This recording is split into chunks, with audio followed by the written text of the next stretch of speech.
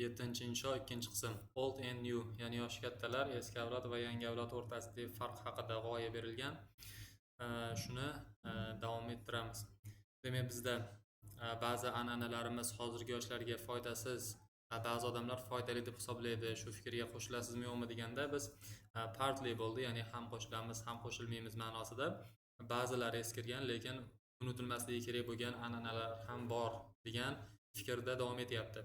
Shu zaylda birinchi badiyda qaysi odatlar yoki an'analar hozirgi yoshlarga keraksizligi haqida fikr bildirildi.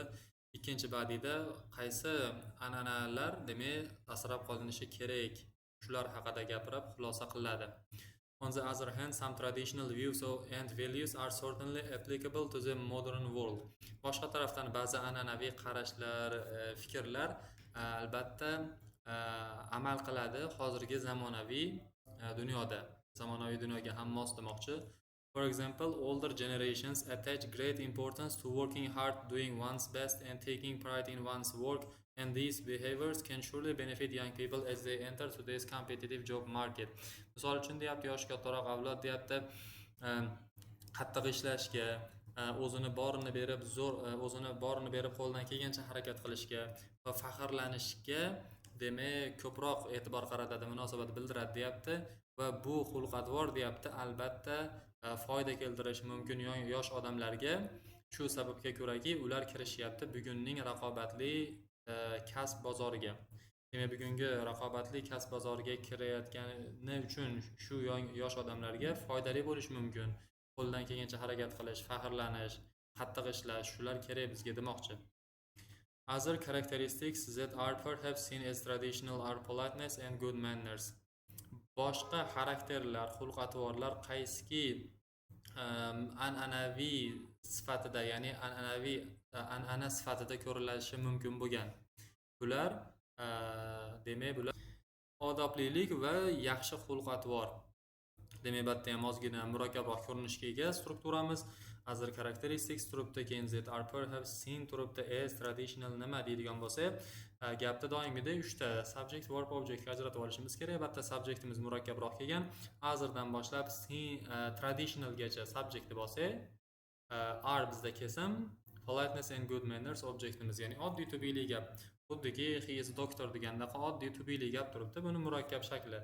Biz subjectni tahlil qilib olishimiz kerak. Boshqa xarakterlar ichida relative clause kelyapti. Qaysiki deyapti va qaysiki degandan keyin are bilan seen turibdi. Bu passive voice hisoblanadi. Ko'rilishi mumkin. Va perhaps degani ko'makchi qo'shib qo'yilgan va as degani sifatida ma'nosida kelgan. As degan ma'nosi ko'pda, sababli, shunga o'xshagan ma'nolari ham bor. Sababni ifodalaydigan, albatta shunchaki sifatida. An'anaviy narsa sifatida ko'rilishi mumkin bo'lgan xarakterlar bu deyapti-da, ikkita sifatda sanayapti shu. In our globalized world, young adults can expect to come into contact with people from a huge variety of backgrounds, and it's more important than ever to treat others with respect. Biza globallashgan dunyoyimizda yoshlar, o'smirlar kutishi mumkin, demak aloqaga kirishga, demak uzoq tarixga, o'tmishga ega bo'lgan, ya'ni uzoq o'tmishdan xilma-xil o'tmishga, keng dunyoqarashga ega bo'lgan odamlar bilan aloqaga kirishishini kutishimiz mumkin deyapti, globallashgani uchun. Va deyapti,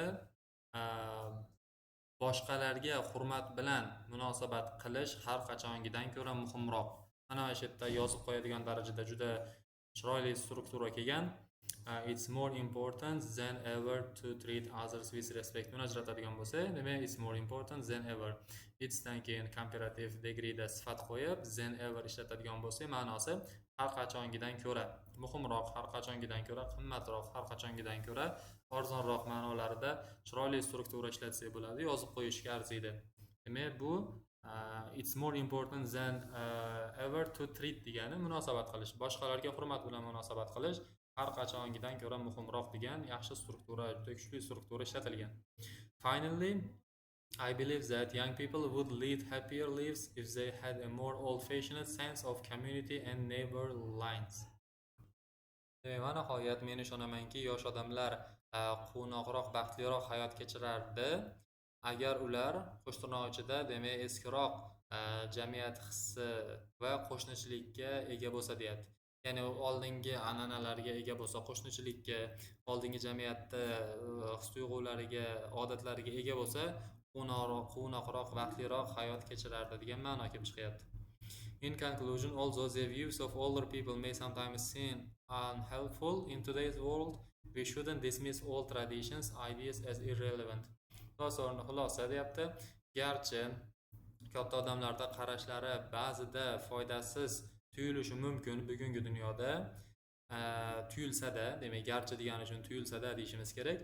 Biz rad etmasligimiz kerak, voz kechmasligimiz kerak barcha an'anaviy g'oyalardan, demak nomuvofiq deb, ya'ni nomuvofiq sifatida, mos emas deb hisoblab. Ya'ni bizga hamma an'ana mos emasda, bularni rad etib, ulardan voz kechib olmasligimiz kerak. Garchi ba'zilari foydasiz tuyulsa-da deb xulosa qilyapti. Qisqagina, lo'ndagina xulosa berilgan. Demak, agarki shu generation avlod ma'nosida katta yoshli avlod va yoshlar o'rtasidagi masalaga oid insholar tushganda, shu g'oyalarni ishlatish qulay bo'lishi mumkin.